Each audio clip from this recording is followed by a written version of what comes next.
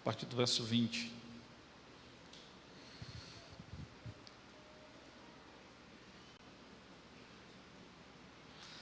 A partir do verso 20, irmãos, eu queria ler a palavra de Deus com vocês, mas só um minutinho aqui.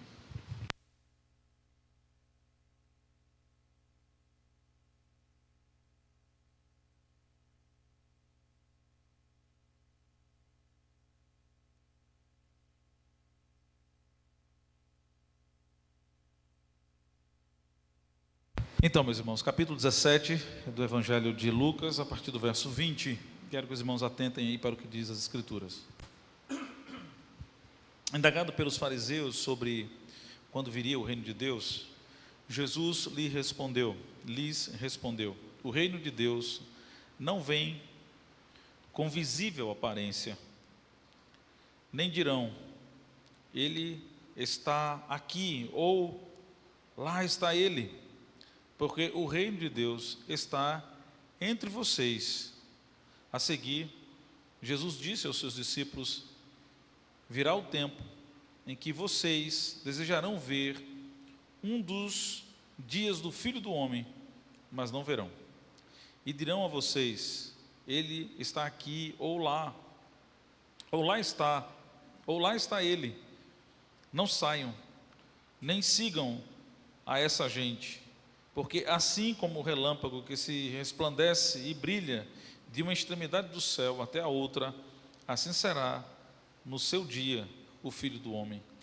Mas é necessário que primeiro ele padeça muitas coisas e seja rejeitado por esta geração.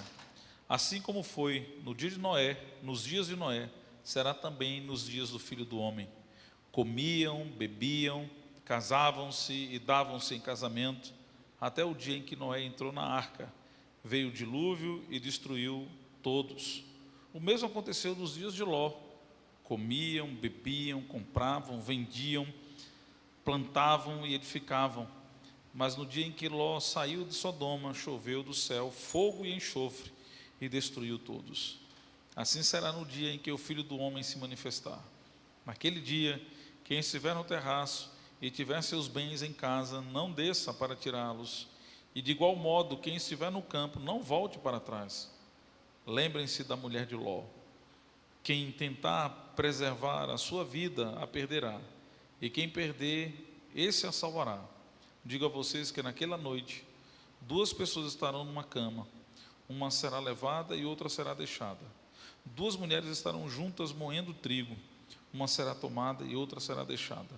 2 estarão no campo. Um será tomado e outro será deixado. Então perguntaram a Jesus: onde será isso, Senhor? Ele respondeu: onde estiver o corpo, aí se ajuntarão também os abutres. Que Deus possa aplicar essa palavra lida no nosso coração, na nossa mente. Vamos orar. Senhor Deus, o nosso Pai, nós queremos pedir que o Senhor possa falar conosco. Ó Deus, encha o nosso coração com a Tua palavra, nos encha da viva esperança que é em Jesus, o nosso Salvador, e fala e edifica-nos nesta noite para a Tua glória, em nome de Jesus, amém. Meus irmãos, há 15 dias atrás nós falamos sobre essa mensagem do rico e o... Aliás, a gente está fazendo já vários domingos exposição sempre de algum texto aqui do Evangelho de Lucas, não é? E esta semana eu achei que deveria de fato falar sobre esse texto das Escrituras aqui, não é? E nós havíamos falado acerca da cura dos 10 leprosos, e agora terminamos a semana passada a mensagem que falava sobre a tentação de Jesus, também aqui no Evangelho de Lucas, e agora nós estamos então tratando acerca do reino de Deus, como nos fala aqui claramente o texto. E agora nesse texto, nessa passagem que nós lemos, Jesus está sendo interrogado pelos fariseus sobre o tempo da chegada do reino de Deus. Lembrem-se que quando eles estão falando isso, eles estão sempre se reportando a uma ideia de um reino terreno. Eles não estão pensando num reino espiritual, porque eles queriam, sempre a ideia dos fariseus, dos judeus, era sempre essa: tirar o jugo do Império Romano de sobre si, para agora o reino de Israel ser aquele que governaria sobre todos os povos, sobre todas as nações, e subjugaria, na verdade, os seus inimigos, no caso aqui, Roma. Então, quando eles estão perguntando interrogando a Jesus sobre o tempo da chegada do reino, eles estão falando de um reino terreno, não é? Eles estavam esperando, na verdade, a chegada de um reino exterior, de um reino terreno, de um reino visível, não é? Num reino no qual os judeus ocupariam um lugar de proeminência, de importância agora, subjugando os inimigos de Israel. E aí, diante desta pergunta,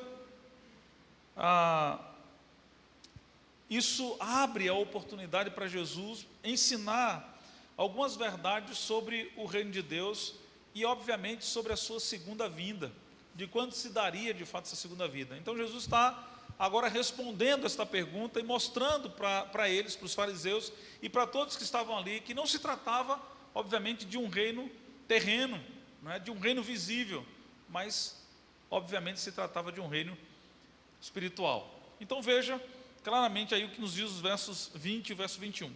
Indagado pelos fariseus sobre quando viria o reino de Deus, Jesus lhe respondeu: o reino de Deus não vem com visível aparência, nem dirão, ele está aqui ou lá ele está, lá está ele, porque o reino de Deus está entre vocês. Tem outro texto que diz está dentro de vocês, não é?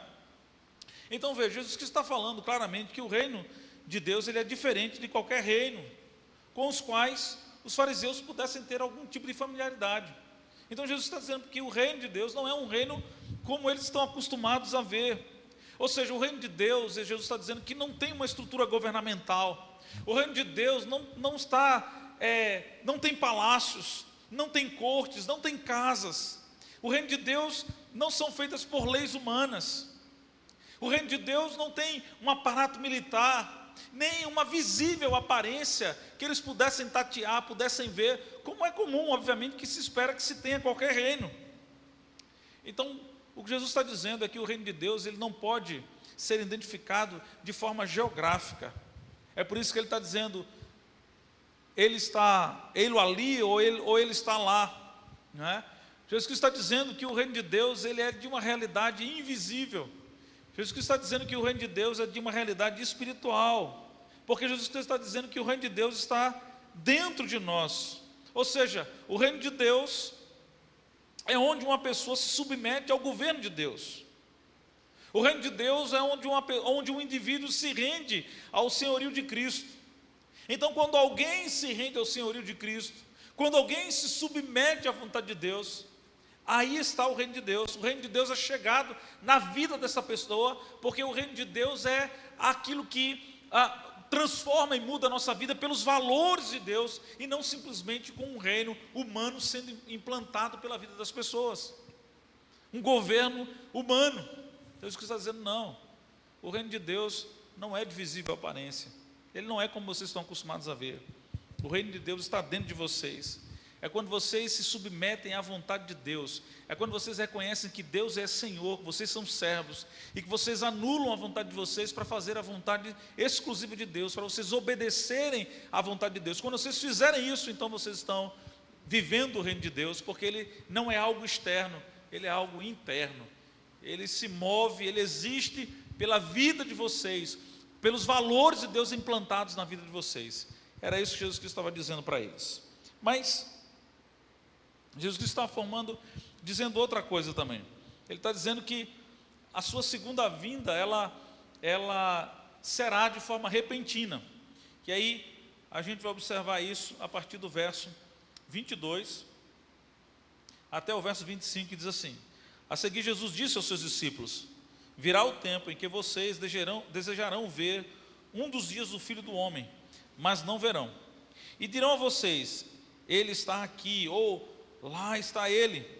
Não saiam, nem digam a essa gente, nem sigam essa gente, porque assim como um relâmpago que se resplandece e brilha de uma extremidade do céu a outra extremidade, assim será no seu dia o Filho do Homem. Mas é necessário que primeiro ele padeça muitas coisas seja rejeitado por essa geração. Então veja que agora Jesus Cristo vai tratar especificamente de que essa segunda vinda, a vinda dele, vai se dar de forma quando ninguém espera.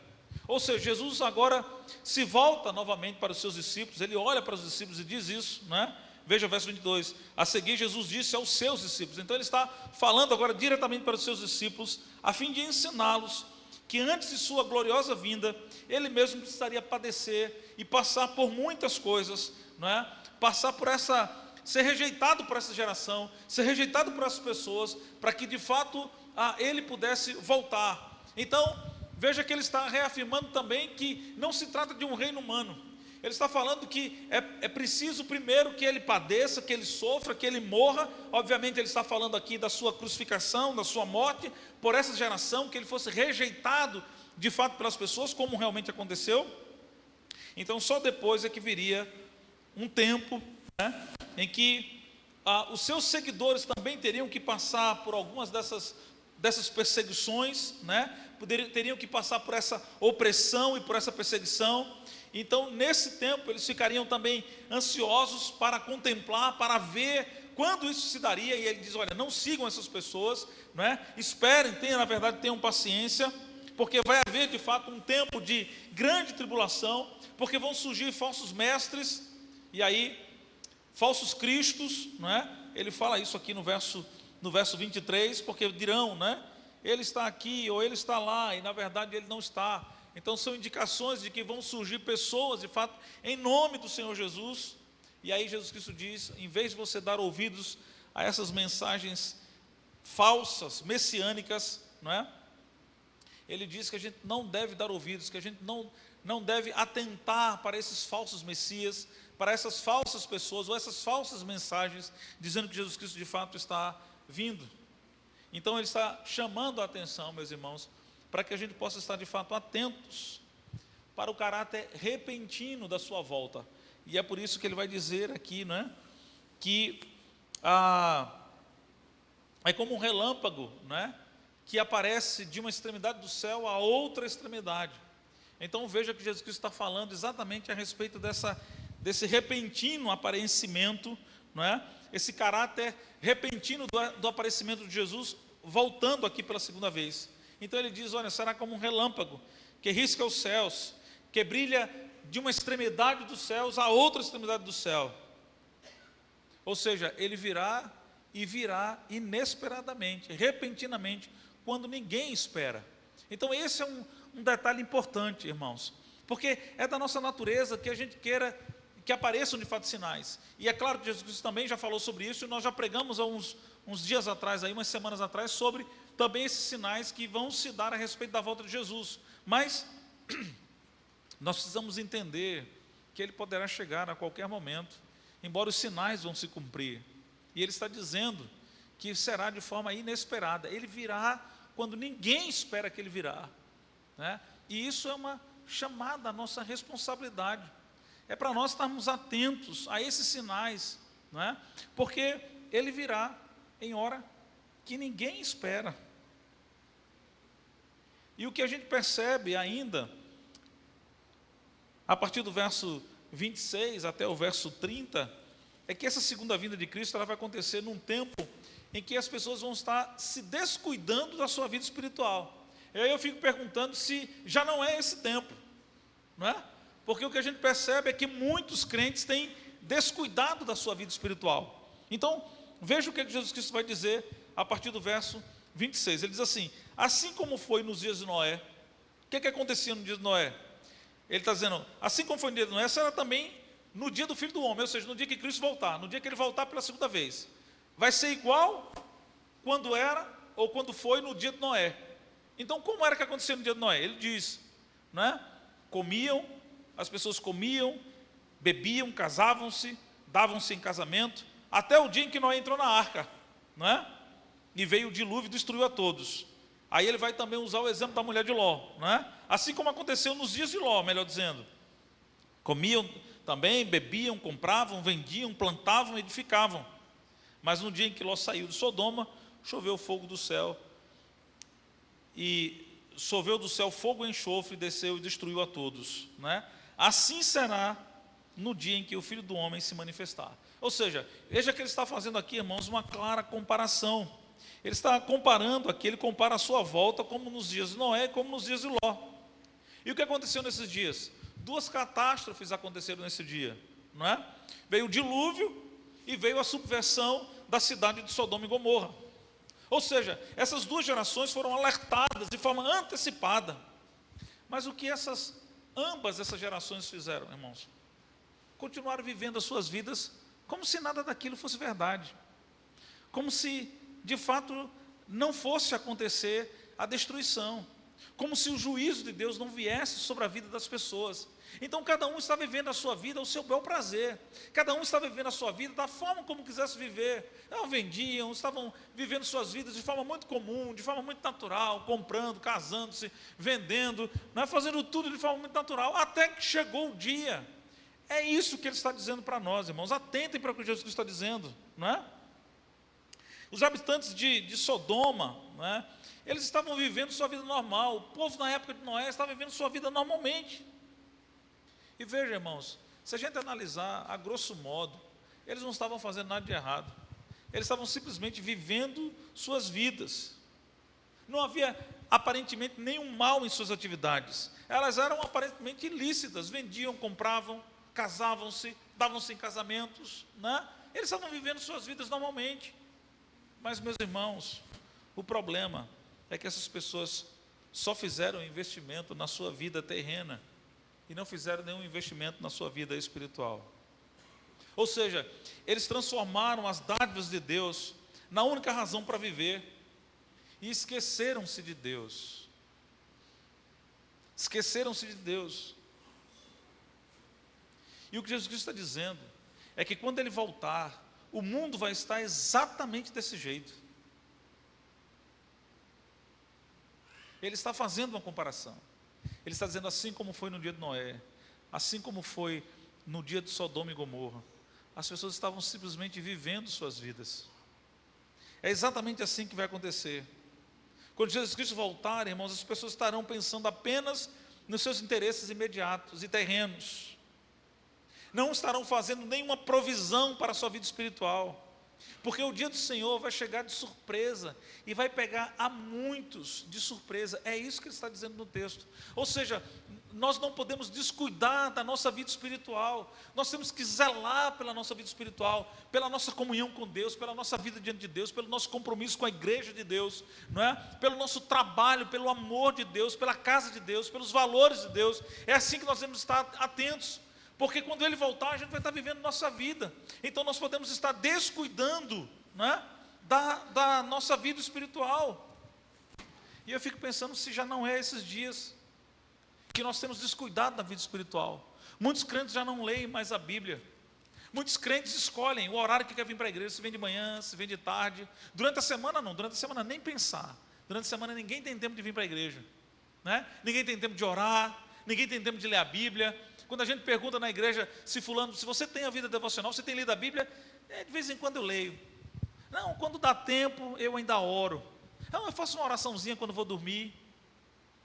Percebe que é muito mais fruto de uma religiosidade do que de fato de um compromisso com Deus. Que aí eu pergunto, o que é mais importante do que ler a palavra de Deus? O que é mais importante do que conversar com Deus? Então percebe? Então há um tempo de descuido espiritual, onde as pessoas não vão estar atentas para os sinais da vinda do Senhor. E Ele vai vir assim, ó, como um raio que cruza o céu de uma extremidade a outra extremidade, porque é isso que o texto está nos dizendo claramente. E vai pegar muita gente de surpresa, irmãos, né? A outra coisa que o texto nos diz, está aqui no verso 31. Naquele dia, quem estiver no terraço e tiver os seus bens em casa, não desça para tirá-los. E de igual modo, quem estiver no campo, não volte para trás. Ou seja, Jesus Cristo está dizendo, irmãos, que a sua segunda vinda será de forma inescapável. Não tem como escapar. E Jesus está aqui ilustrando essa situação, né, com um fato histórico que aconteceu exatamente no ano 70. A invasão de Jerusalém no ano 70.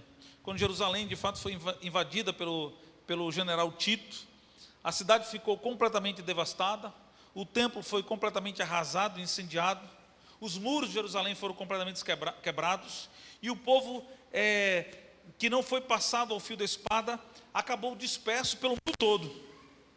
Jesus Cristo está falando aqui uma palavra profética, porque isso só aconteceu de fato no ano 70.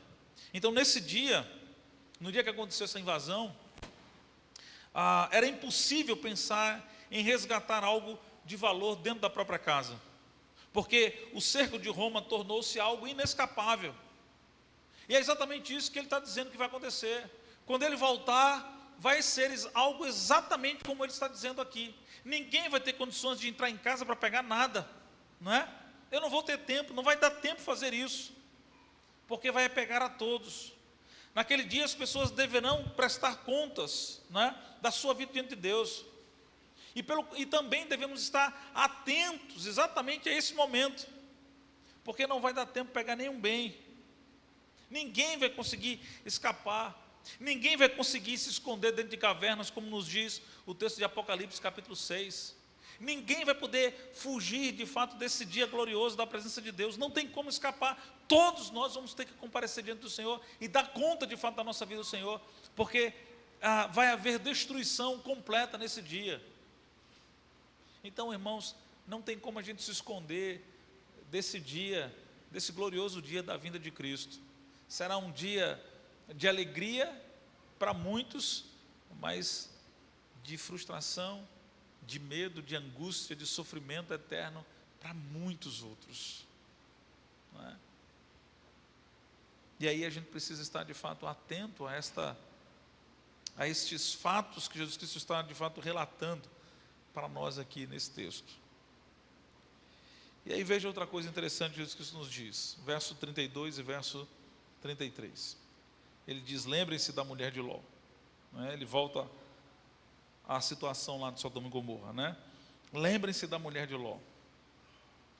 Quem tentar preservar a sua vida, a perderá, e quem a perder, esse a salvará. Ou seja, Jesus Cristo está falando aqui, irmãos, que na sua segunda vinda será inútil nós termos um falso compromisso com Deus. É por isso que ele está dizendo: lembrem-se da mulher de Ló. A mulher de Ló, meus irmãos, havia avançado, vamos dizer assim, bastante na sua confissão religiosa.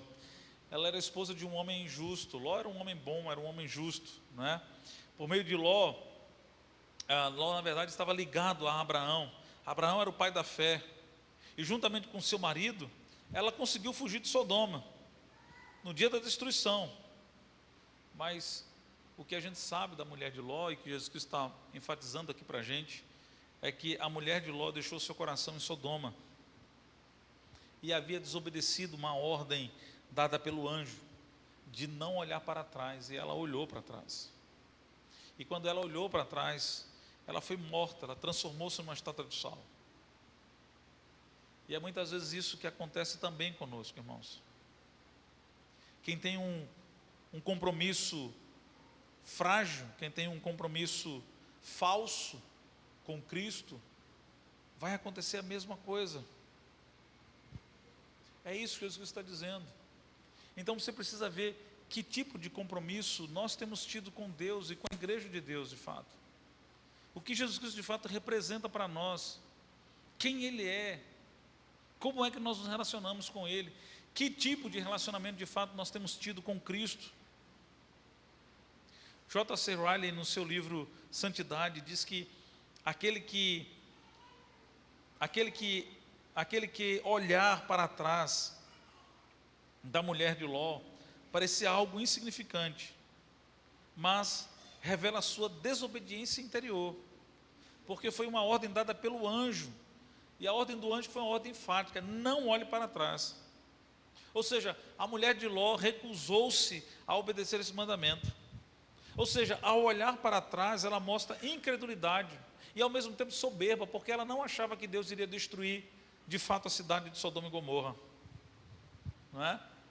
Aquela mulher parecia olhar para trás, para ela parecia ser algo insignificante, mas ela na verdade, irmão, está revelando o amor secreto dela, entre aspas, né, que ela tinha pelo mundo de Sodoma, pelos prazeres que havia em Sodoma. Na verdade, ela estava saindo de Sodoma, mas o seu coração permanecia lá. Embora o seu corpo estivesse fora da cidade, mas a sua vida estava lá.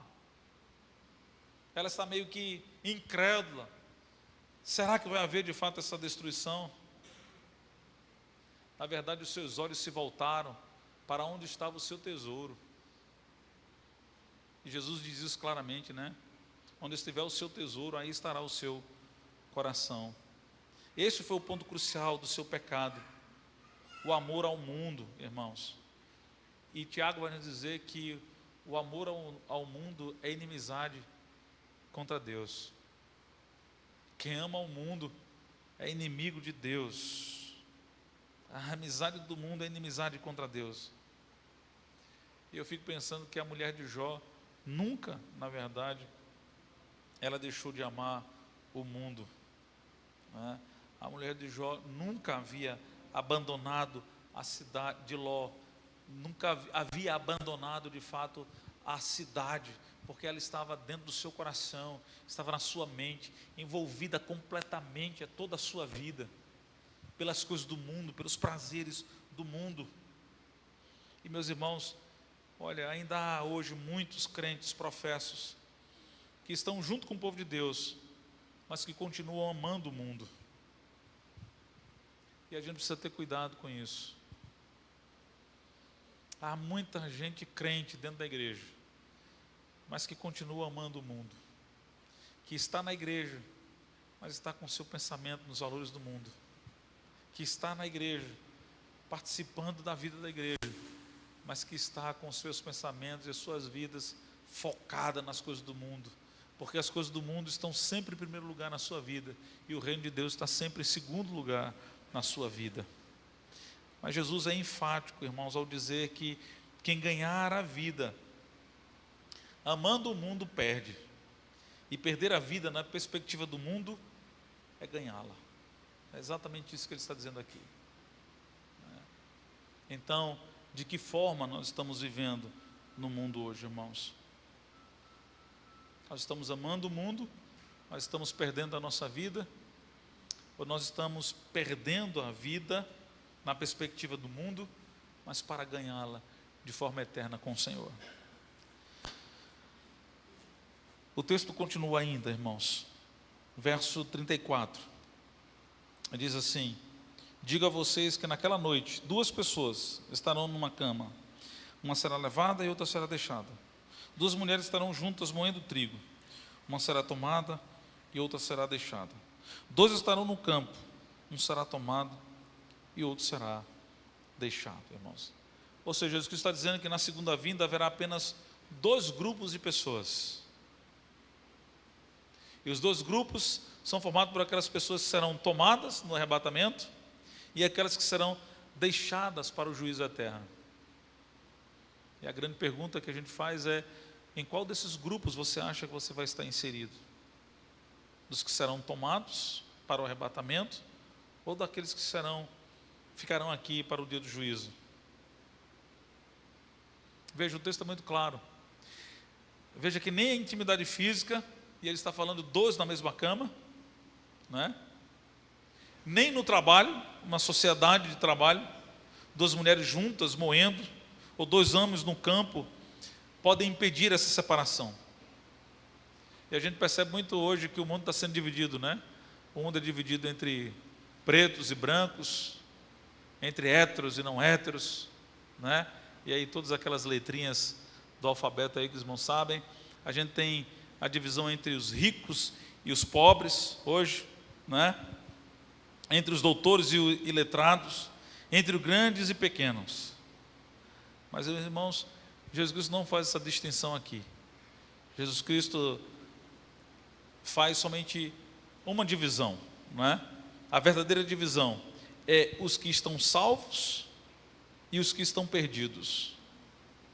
Os que estão preparados para se encontrarem com Deus e aqueles que não encontrarão oportunidade para se encontrar com Deus, daqueles que ficarão para o dia do juízo. E aí não importa se você é branco ou preto, se você é rico ou pobre, não é? Não importa essas coisas, só importa se você creu em Jesus e esperou a sua vinda, ou se você não creu em Jesus. Se você viveu uma vida de fato com Deus, ou se você viveu essa vida, mas pensando nos valores do mundo. E aí vai acontecer com você o que aconteceu com a mulher de Ló. Então, meus irmãos, só tem esses dois grupos.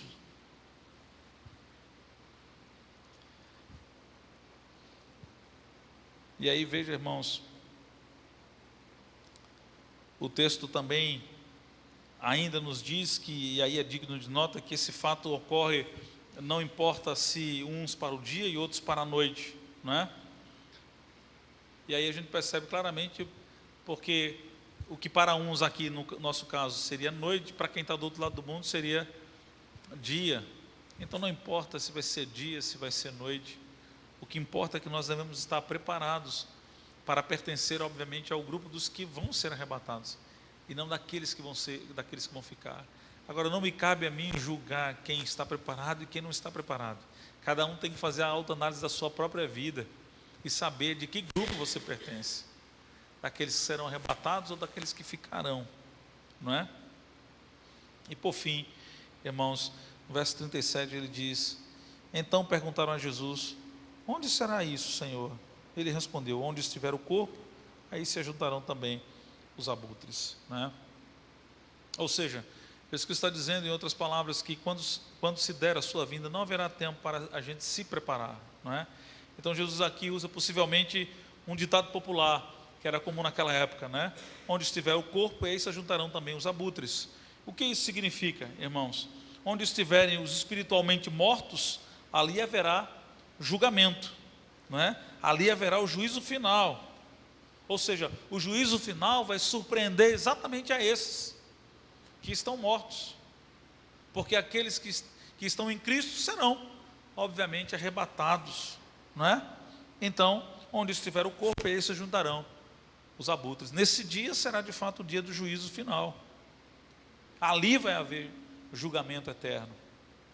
E nós outros que estivermos sido arrebatados, estaremos com Cristo para sempre. É isso que Jesus está dizendo. Então perceba, irmãos, veja que Jesus nos diz tudo o que a gente precisa saber a respeito da sua segunda vinda. Ele diz como acontecerão essas coisas, como as pessoas estarão vivendo, quais serão as suas prioridades. E aí cabe a nós olharmos a nossa própria vida, fazermos esse autoexame, para vermos de que grupo de fato nós pertencemos, se nós estamos de fato preparados, se nós estamos antenados, se a nossa vida está de fato em dia, em harmonia de fato com o Senhor, se nós de fato estamos em Cristo, se nascemos de novo, se somos de fato novas criaturas, se buscamos de fato o reino de Deus em primeiro lugar. Porque se nós estivermos, irmãos, alienados, se nós estivermos achando que não, que é isso, não é agora não, isso vai demorar muito, está muito longe de acontecer, não é? Quantas pessoas têm esfriado na sua vida espiritual em nossos dias, irmãos?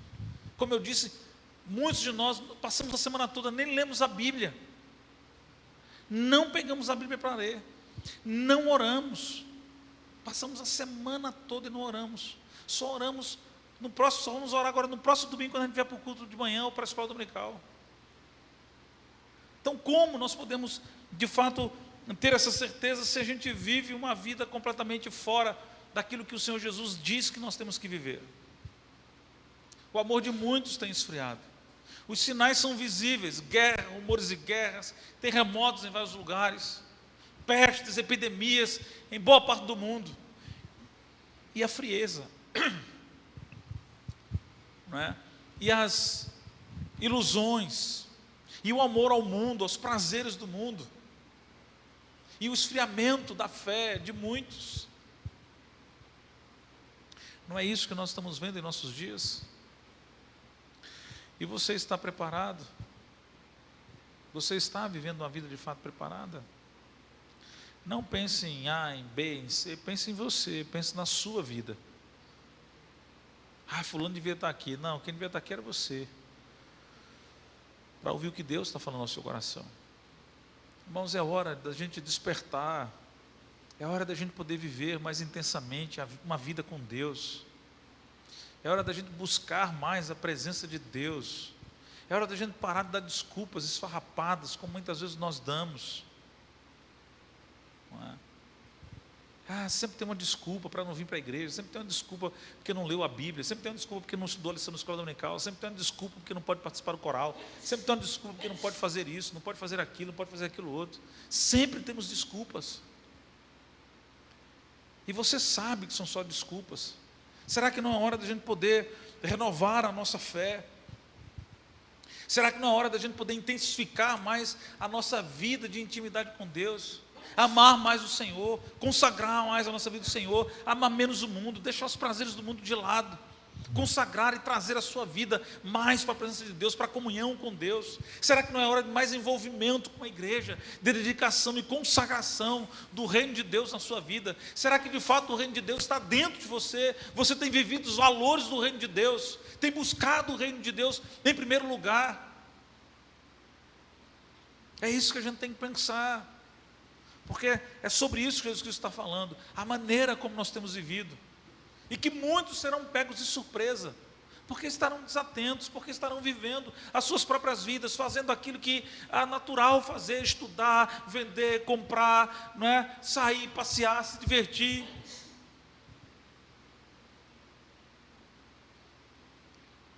É hora da gente pensar e tomarmos uma decisão. Decisão é algo que se toma no silêncio da sua alma. Decisão é uma coisa que a gente faz no secreto, na nossa oração com Deus, na conversa com Deus. Decisão é algo que a gente toma consciente daquilo que de fato nós precisamos fazer, daquilo que de fato Deus requer de cada um de nós. O meu desejo, irmãos, é que Deus possa despertar a minha vida e a sua vida nesta noite, para que a gente possa viver dentro dessa perspectiva daquilo que o reino de Jesus está próximo, de que Ele está chegando, e de que eu não posso mais perder tempo com nada, a não ser de consagrar a minha vida a Ele. Que Deus nos abençoe. Vamos orar. Senhor Deus e nosso Pai, o Senhor conhece nossos corações e as nossas vidas, e nós queremos fazer uma análise, Senhor, dela, diante do Senhor somente. Ó Deus, tudo que há de errado em nossos corações, em nossas vidas, conserte, Senhor. Ó Deus, põe arrependimento no nosso coração, põe o desejo, Senhor, sincero, genuíno, de um avivamento, de um despertamento, de uma consagração. Ó Deus, tira o mundo de dentro de mim, Senhor, e põe o Teu reino dentro de mim. Eu quero viver, ó Deus, que possamos viver a Tua palavra, que possamos viver os Teus valores, que possamos, ó Deus, influenciar as pessoas com a nossa vida, com o nosso testemunho, que possamos exalar o bom cheiro, a vida de Cristo em nossa vida, Senhor, que possamos dizer não para o pecado e para os valores do mundo. Não permita que o mundo possa entrar dentro de mim, Senhor. Ó Deus, enche-me da Tua presença, Senhor. Ó Deus, prepara os nossos corações e as nossas vidas. Ó Deus, queremos viver voltados, ó Deus, para o Senhor, trabalhar, ó Deus, fazer, estudar, fazer o dia a dia da nossa vida, não como sendo aquilo que é a prioridade, não como sendo aquilo como sendo mais importante, mas como sendo uma coisa que faz parte da minha vida, mas de forma secundária, Senhor, porque mais importante é o Teu reino, é a Tua justiça, é viver os Teus valores, é falar do Senhor, é me comprometer com a igreja, servir ao Senhor na igreja, é viver, Senhor Deus, a verdade do Teu Evangelho na minha vida, Senhor, é ter o Teu reino dentro de mim. Ó Deus, me prepara para esse glorioso dia. Ó Deus, possamos estar preparados, ó Deus, para sermos arrebatados, e não aqueles que ficarão, Senhor, porque será juízo e condenação eterna. Tenha misericórdia de nós. Ó Deus, possamos assumir um compromisso de vida com o Senhor, e sermos determinados, Senhor, sermos focados, ó Deus, a nossa vida contigo. Ó Deus, que nada possa ser mais importante do que o Teu reino em nossas vidas. Assim nós te oramos em nome de Jesus. Amém.